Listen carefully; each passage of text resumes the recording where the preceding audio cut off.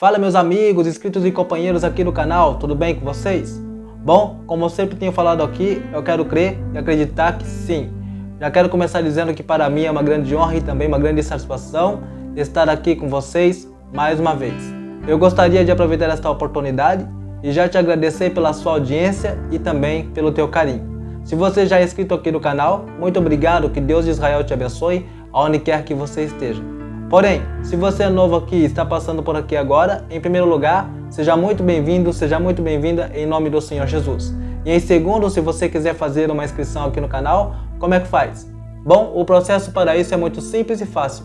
Basta tão somente você apertar aí o sininho e o programar para que assim você possa estar recebendo todas as notificações desse mesmo canal. Dessa forma, dessa maneira, você será sempre abençoado com uma oração ou com a ministração da Palavra de Deus, se assim, é claro, você preferir. E antes de começar com o tema principal desse vídeo, eu gostaria de pedir alguns favores especiais a todos vocês. O primeiro favor que eu peço a vocês é para que deixem o like aqui no vídeo. Eu digo isso porque o like é bastante importante para o crescimento do canal aqui nessa plataforma. Eu também gostaria que vocês deixassem aí um comentário no vídeo, além, é claro, de compartilhar esse vídeo. Compartilhem esse vídeo com as pessoas que vocês gostam, com as pessoas que vocês amam, ok? Então, já sem demora, nesse momento, vamos para a leitura da Santa e Bendita Palavra de Deus. O versículo pelo qual eu vou estar compartilhando com vocês agora se encontra aqui no livro de Mateus, capítulo 4, e o versículo 1 apenas. O texto diz exatamente assim: Então foi conduzido Jesus pelo Espírito ao deserto, para ser tentado pelo diabo. Amém? Somente até aqui.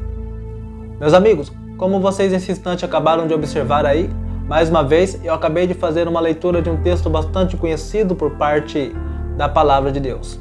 E esse texto, por sua vez, está relatando um capítulo bastante importante que ocorreu na vida de Jesus enquanto ele esteve aqui nessa terra. Mas então, o que é que Jesus de fato veio fazer nessa terra?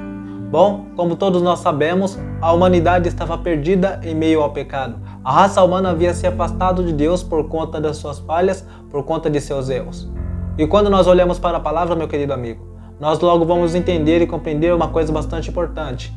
Vamos entender que Deus sempre quis fazer uma amizade, uma nova aliança com o homem. Tanto que ele chega até mesmo a usar outros homens. Mas esses homens que ele usava também eram falhos, também eram pecadores e, portanto, eles falhavam em sua missão. Até que chegou o momento, chegou um tempo em que essa história estava prestes a mudar. Logo, ao olharmos para a história bíblica, nós vamos ver e entender que foi necessário que Jesus viesse até esse mundo, viesse até esse planeta. Mas ele não veio a esse mundo simplesmente por vir, ele não estava aqui simplesmente por estar. Ele veio aqui para cumprir uma missão. Missão essa de pegar o homem que estava afastado de Deus por conta de seus pecados e reconectar, retrazer o homem de volta para a presença de Deus. Ou, em outras palavras, trazer de volta a criação para perto do Criador. Porém, antes de começar a cumprir essa missão, foi-se necessário que Jesus passasse por um processo, o processo do batismo. E para que esse processo fosse se cumprir, Jesus toma uma atitude e vai atrás de um homem. Esse homem, por sua vez, era um grande instrumento divino dentro da nação de Israel.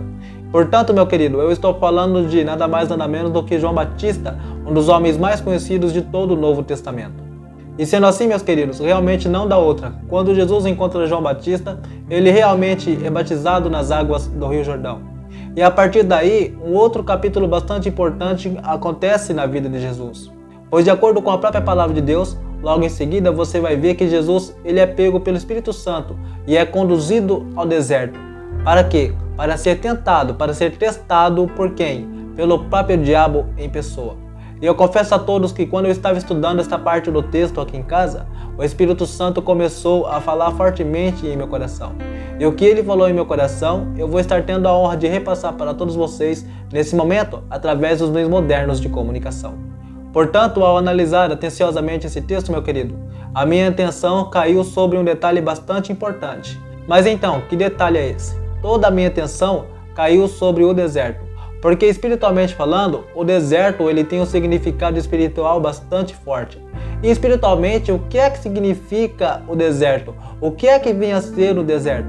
Bom, meu querido, para você que não sabe, espiritualmente falando, o deserto significa um momento de dificuldade, O deserto significa um momento de provação, é um tempo de provação.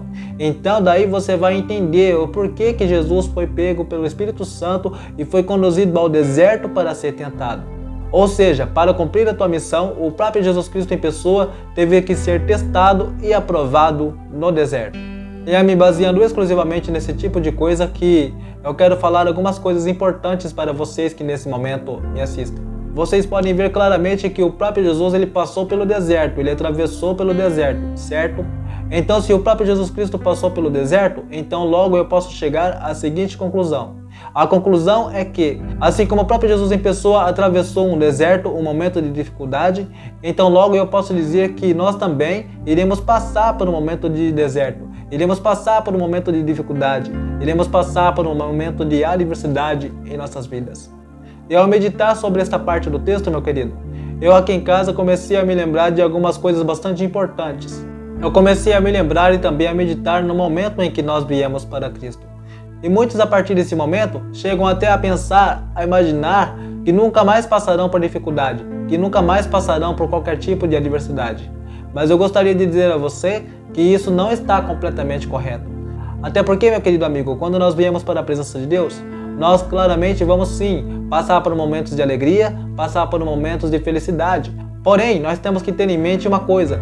Assim como Jesus passou por um processo de dificuldade, por um tempo difícil, nós como cristãos aqui na Terra, nós como cristãos da atualidade, também estaremos sujeitos a passar por momentos de adversidade, por momentos difíceis. Ou seja, nós também estamos completamente sujeitos a passar por um deserto em nossas vidas. E me baseando nessa informação, deixe-me falar uma coisa bastante importante para você. Se você estiver passando por uma prova, meu amigo, saiba que isso não é o fim do mundo. Saiba que isso não é um motivo de desespero. Porque muitas das vezes, o próprio Deus é quem permite que esses tipos de coisas aconteçam na nossa vida. Eu digo isso com base no texto ao qual eu acabei de ler para você.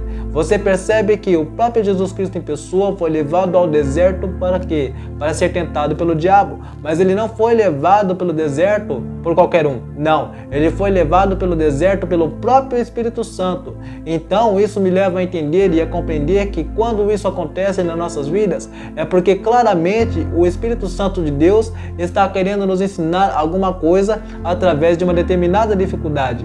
E existem muitos cristãos que hoje estão passando por dificuldade em alguma área determinada de sua vida e alguma área determinada de sua história. Porém, se você está me assistindo e está passando por um momento de provação, saiba que esse é o tempo, é o momento em que Deus realmente está querendo te ensinar alguma coisa. E quando nós aprendemos alguma coisa, nós acabamos amadurecendo na fé, nós acabamos crescendo na fé.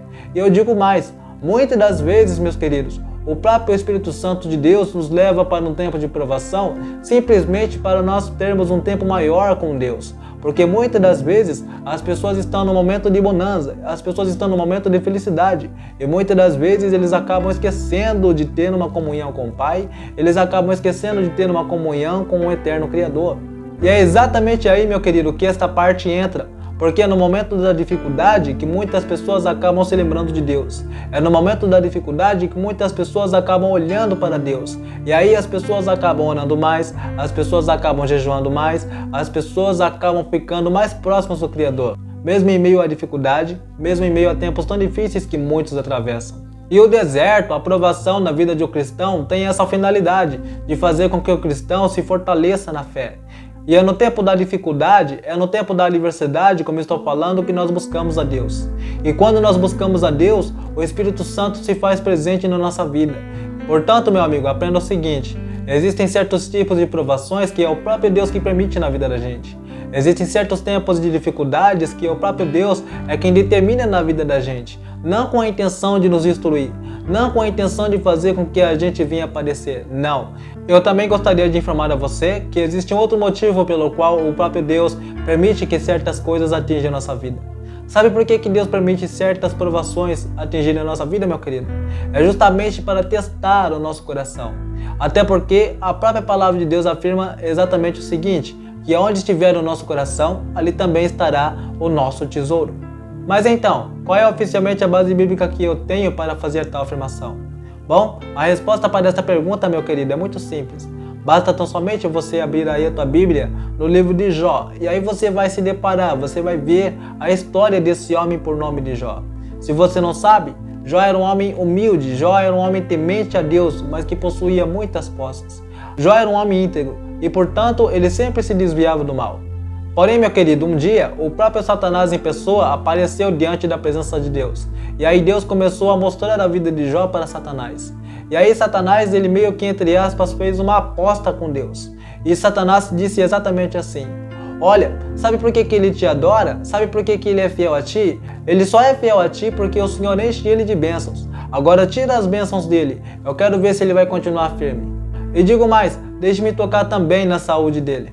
Dito e feito, meu querido amigo. Deus vai e aceita esta, entre aspas, aposta, por assim dizer. E aí você vai perceber que realmente Satanás tirou tudo dele. Satanás tirou os bens dele. Satanás tirou os filhos dele. Satanás tocou na saúde dele. Mas porém havia uma coisa que Satanás não poderia tocar. E eu estou me referindo à alma de Jó, o espírito de Jó. Deus permitiu que tudo isso acontecesse com ele.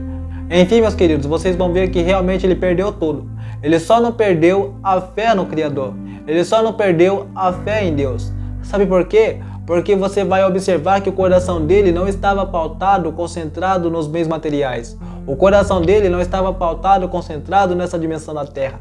Não, o coração de Jó, ele estava pautado, concentrado no próprio Deus. E baseando nisso, você vai logo perceber que Jó, ele realmente foi provado por Deus.